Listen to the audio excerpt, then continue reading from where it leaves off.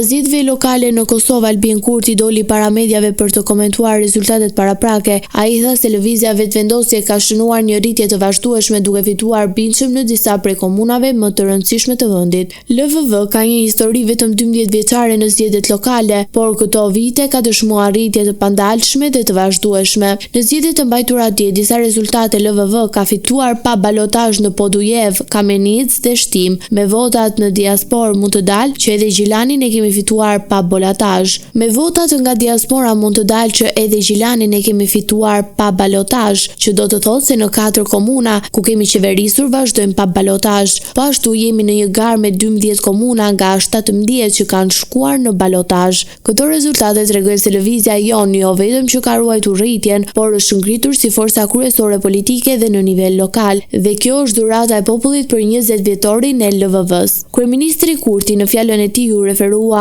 edhe situatës të Mitrovic, ku ka pasur raportime të ndryshme dhe polemika lidhur me rezultatin e zgjedhjeve. Ai kërkoi organet e drejtësisë të hetojnë ndërhyrjen dhe manipulimet që sipas tij cënojnë procesin demokratik. Ajo çka ndodhi rreth raportimeve për Mitrovic duke hetuar, po bëhet fjala për inxhinieri për ndërhyrje flagrante, exit pollet për dallim nga një ishin të manipuluara, ndërsa postimi i lajmeve të rreme nuk është thjesht një huqe, është cënimi i demokracisë. I ftoi organet e drejtësisë të merren me këtë çështje. Ndërkohë, Komisioni Qendror i Zgjedhjeve ka njoftuar se numrimi i votave të diasporës pritet të përfundojë brenda pak ditësh, ndërsa raundi i dytë i balotazhit për zgjedhjet vendore do të zhvillohet pas 2 javësh.